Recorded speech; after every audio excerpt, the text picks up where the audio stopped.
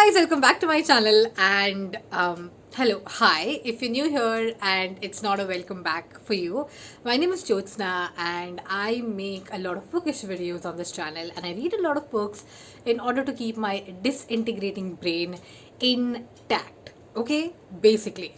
But that being said, today's video is going to be more of a book recommendations video because I read for the Booktube prize and I read the final round, that is the final fiction category of the Booktube prize, and here are my rankings and my ratings, which is super exciting because I actually am happy with the results. Okay.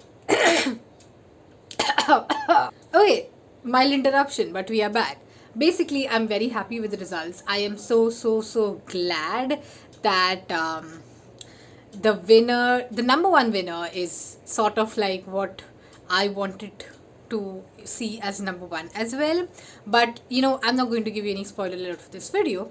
Let's get right into this. But before that, if you do not know what the Booktube prize is or you're hearing about this for the first time, I highly advise you check out the video down in the description box below. So for the record, I have also judged a previous round in this year's edition of the Booktube prize, and that was during the quarterfinals where I was judging a non-fiction round, which introduced me to a great array of non-fiction reads. So I'm linking that video as well in the description box, along with the Booktube prize introduction video and how you can be a judge for the Booktube prize. Yes, basically the Booktube prize is one prize where even if you are not like this lovely individual in the literary industry, you can still be a part of it because it's a crowd sourced judging panel.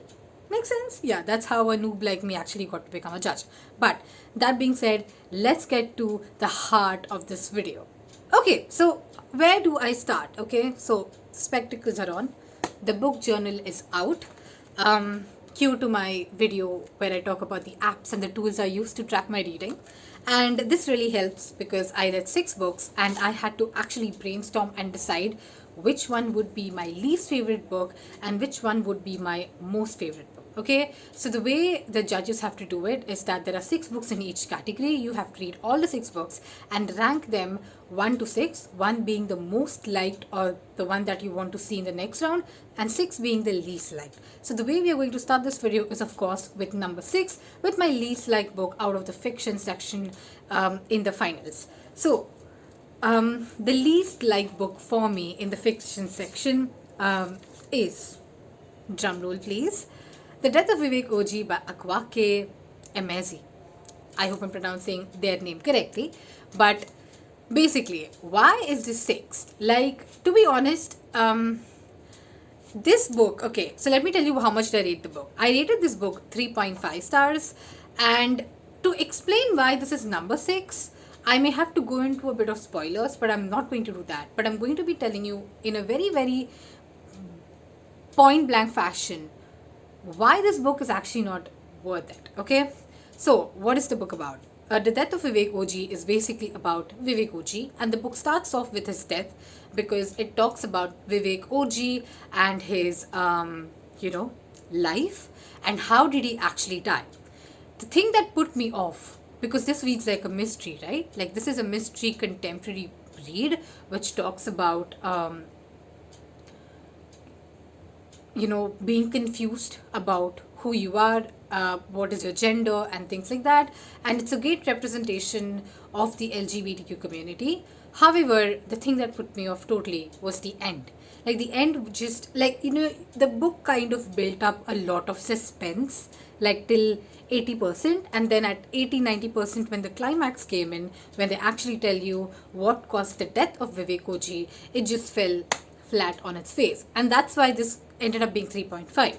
When I started reading it, I was like super excited. I was like, yes, like I want to know, I want to do, like I was just like all over the place.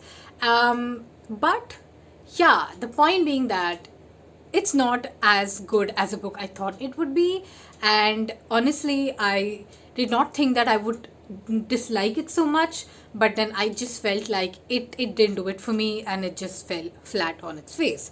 And now that being said, it's not like the book is bad. It's just that I didn't like certain aspects of it But if you are looking forward to explore more about Nigeria and the Nigerian LGBTQ community and things like that, then maybe this is a book you want to pick up. Because post this book, I wanted to understand more about Nigeria and Nigeria as a country, Nigerian culture as a phenomenon, because you hear about Nollywood and things like that.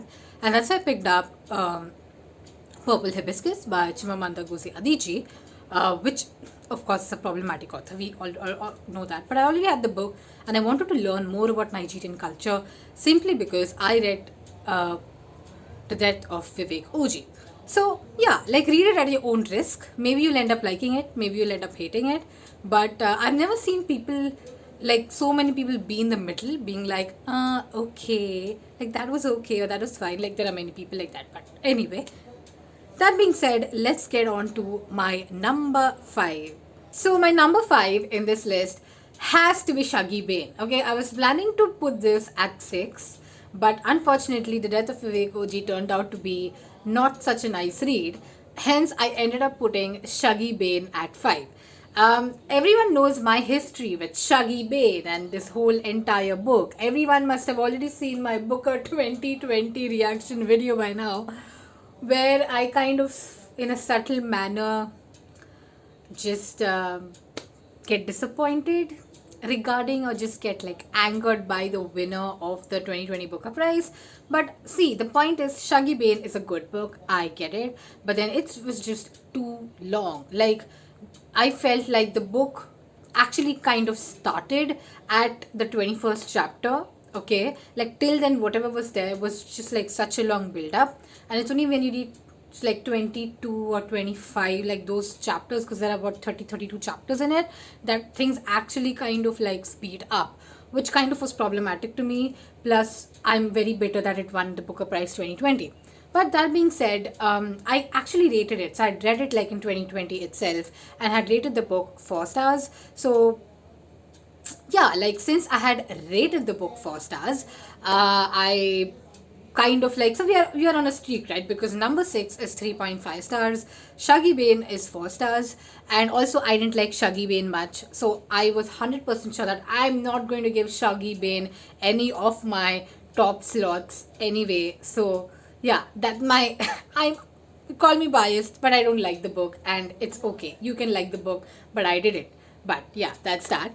Now let's get to my 4th book, and this is where things get a bit tricky, because 4th onwards things were a bit confusing. I had to take like 2 days to actually, think through stuff. Like I had to actually take time to sit down after having finished my books way early and actually think like, okay, now what are we going to put in our top 3 or top 4? So the 4th book for me in this list is The Prettiest Star by Carter Sickels. Yes, I know. I mean, honestly, I actually like this book a lot. It's not a bad book. Everyone should read this book. I kind of rate it like 4.7, 4.8 stars, something like that. It's not a full 5 from me, but I do personally like feel that this is a book that kind of angered me, that kind of just triggered me a lot, and it just felt like I just need to go to Chester and just slap everyone on their face. Basically what the book is about, right? Because yeah, like I think not many people have read The Prettiest Star. This book is about a gay man in the late 1980s who contracts HIV, and this was the time when the AIDS epidemic was going on in the US, and because of that, he is dying. So he decides to leave New York and come back to his small hometown called Chester in Ohio. So there's a lot of I would say discrimination that takes place against homosexuals, especially because AIDS is considered as a punishment for homosexuality. That's what the church believes. And this person's family, Brian's family, is super duper religious. So he just like has to, like he already has AIDS, but he has to survive through all of this shit that his family and the whole entire town is giving him. I do find that this book is an important read on some level, although I did feel like this was very West centric, and it specifically spoke about the US and Like, it was very West centric. And although it's an important book, the reason why this is like 4 for me at 4 is simply because it's West centric. I did like the story a lot. I do think that it's an emotional plot, and people who love reading contemporary works and contemporary emotional works will actually like this. But yeah, like, I wish I would have put this like a bit at the top, but then I just felt like there were better books that I could put in top 3 as compared to this, and that's why this is at 4. Okay, so yeah, that's the only reason it's at 4. But otherwise, I highly recommend this book. Please read it. Thank you. Okay, so now let's get to the top 3, because this is like one of the most exciting parts of the video. So now let's get to my third favorite read in this, like the third book, okay, in this list. And yeah, this is where I had to think, because I had to like kind of switch between 3, 4, and like be like, okay, should it be 3? Should it be 4? I don't know. I'm so confused. And finally, I settled on this ranking. So the third book in my list is actually My Dark Vanessa. I know, right? So if you have been following me, or if you have been a very intent subscriber of mine watching all of my videos, then there was a time when I was not ready to read this book. And that was in 2020 June, during the mid-year freak out tag, that I had decided that I have zero interest in my Dark Vanessa. And also when I think there were some group reads going on, I had seen it around, and I was like, nah, I'm not going to read the book. But unfortunately, it kind of got shortlisted. Fortunately or unfortunately, it got to the finals, and this was like the last book I read out of the entire list, because I was dreading to read it. I knew it had a lot of trigger points. So My Dark Vanessa is actually about this girl who kind of has an affair with her 42-year-old teacher, and the book kind of keeps flipping between her time during the affair when she was 15, and the time when she's actually uh, in her present moment, like when she's an adult, right? And to be very honest, I didn't expect this book to affect me as much as it should have. Like, I actually rated this book 4.5 stars, and I was not even expecting this to be a 4 for that matter. And that's simply because I just thought it would be like very triggering, and there's a lot of, there's a pedophile involved and things like that. But what I got from this book was actually like the essence of the Me Too movement. Like, it's very easy to criticize an online movement. It's very easy to criticize women who do not speak about abuse that they have faced during their childhood, and be like, oh, why didn't you report it at that time when the abuse was happening to you? It's not as simple as that. Like, people have mental health issues simply because they were sexually abused.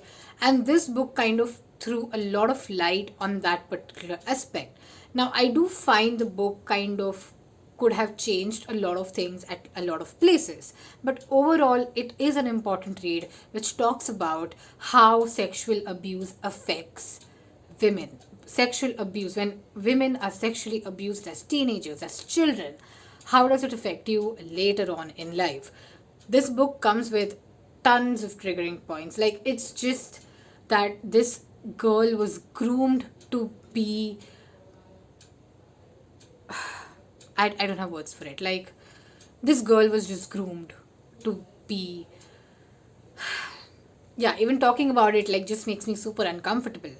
And that's why this book is very important. Like, the fact that vulnerable girls kind of fall, I would say, like, there are a lot of predators out there.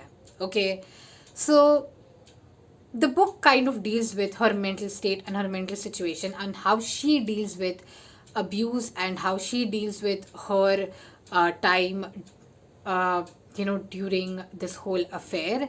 And it just breaks your heart. Okay, it just breaks your heart. It shows you how manipulative pedophiles can be, and it kind of throws an important light on sexual abuse of children. So yeah, and that's why I put this at 3, and that's why this is an important book to read. And again, you need to be in the right state of mind to read this. But yeah, like the way I'm saying it right now, I just feel like I'm just like living through the book all over again, basically. So yeah, that's number three for me. And getting to number two, so this is again a book that I had read before for the Women's Prize, and that is The Vanishing Half by Brit Bennett. And I absolutely love Brit Bennett.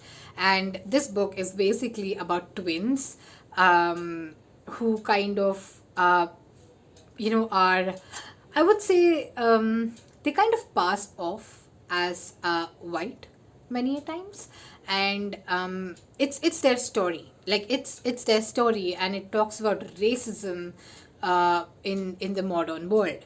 Now, I do believe that this is as well a very West centric book. This is again like talking about racism in the US, but then it's very prevalent when some person of some kind of a race or some kind of social class for that matter wants to climb up the social ladder and wants to do things differently, and that kind of thing kind of interacted with me a lot, because I kept on comparing like the twins to maybe like Dalit girls in India, where where Dalits also need to climb a social ladder in order to like have good opportunities or interact with a better crowd in general.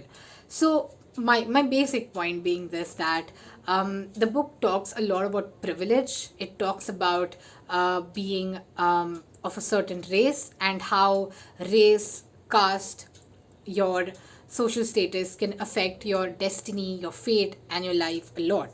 And that's why I absolutely like this book a lot. It totally lived up to its hype. And it's one of those few books that actually kind of made me realize about certain things. However, again, it was not a full five from me, simply because I wish that a few things were different. But yeah, it's a 4.7 is a good score, and yeah, that was at number two for me. Okay, so yeah, that being said, let's talk about my number one. And my number one is the book that actually won the gold medal of the Booktube Prize in Fiction 2021, and that is this one, Hamnet by Maggie O'Farrell. What a brilliant book. Okay, this book is what I call the actual historical, literary, poetic fiction. Okay, if you've not read Hamnet, then I think you've read very few poetic, historical, fictional books in your life. Basically, Hamnet. This book is about Shakespeare, and Hamnet was Shakespeare's son. And unfortunately, Hamnet falls sick, right? This is like the context that Hamnet falls sick, and it's a race against time for his survival, and it's Hamnet that actually inspired Shakespeare's play Hamlet. Now the thing is that with this book, the book explores the entire family of Shakespeare and his wife. This is sorry, it was Agnes, my bad. Okay, so Shakespeare's wife is Agnes, right? Yeah. Yes, Agnes. Okay, yes. So, yeah, so my point being, Shakespeare and Agnes, how they meet, how they fell in love, and it kind of like keeps flipping, the timelines within that historical timeline, from the time when they met to, how Hamnet is sick and things like that. And more importantly, I would say you should not read this for the plot or the storyline of it, but you should simply read it for its beautiful, beautiful emotions that kind of come out of you because you're reading this book. Like, this is one of those books that's like super poetic, super beautiful, and I think I'll like cherish this for a very long time in my life. And this is like one of those few books that I can actually say that yes, one day I'm going to reread them. And also, one of the best things about the book is that it's not difficult to get into the book. Like, once you start reading like one or two chapters, you're engrossed in the story, and you're just like wondering what's happening. Oh, did this happen, did that happen? Oh, I didn't know that about Shakespeare. But then it's kind of like an intimate history of the man who kind of brought about a revolution in English. Now, this is a very important point that I feel that I have to mention, that as an Indian, I feel like Shakespeare tends to be pretty overrated. I'm sorry, but even in school you're supposed to learn Shakespeare and all of this stuff. But this book kind of humanizes him a lot, and I absolutely love that side a lot. And the point being that Maggie O'Farrell is a gifted writer, right?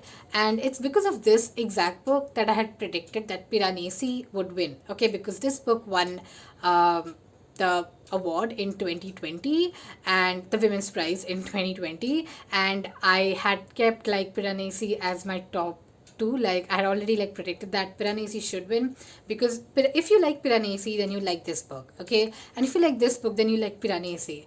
Because the writing style is kind of similar, and it talks about these very different and beautiful topics that you don't see in everyday writing. So, have I already sold this book to you? I don't know. But then please go ahead and read this for sure. Okay, so I think that's it. Like, this is it for the video, my rankings and my ratings. So if you do not know yet and you're still living under a rock, then let me just tell you who all won the Booktube prize. The bronze medal went to The Prettiest Star by Carter Sickels, which is okay. I'm happy about it. The silver medal went to Shuggie Bain, which I'm not really impressed, but I'm like, okay, fine. Like, people like this book. It's okay, fine, whatever. But I'm very, very happy that Hamnet won the gold medal. And that's because this is a book that's very close to my heart. It's one of my top 5 reads this year. Yes, this is like somewhere near Piranesi. I think this would be like 4 or 3 for me. But yeah, that being said, it's a beautiful book. So yeah, I'm happy with this year's result of the Booktube prize. Not that I was unhappy with last year's, because last year Girl, Woman, Other had won, and I was happy with that as well. But that being said, thank you so much for watching this video. I want to see your ratings, rankings, predictions, things like that of the Booktube prize, and I want to really I would say recommend these books, like especially the top 3 books that I mentioned. Those are your book recommendations from this video, or I would say top 4, because I don't recommend Shuggie Bain or the Death of Vivek. I recommend the rest of the stuff, including The Prettiest Star, My Dark Vanessa, The Vanishing Half, and Hamnet. So yeah. So yes, that's it for this video. Thank you for watching till the very end. And there's a lot of like prize season going on, and I'm excited reading a lot of prize literature. So yes, thanks so much for watching this video. Bye.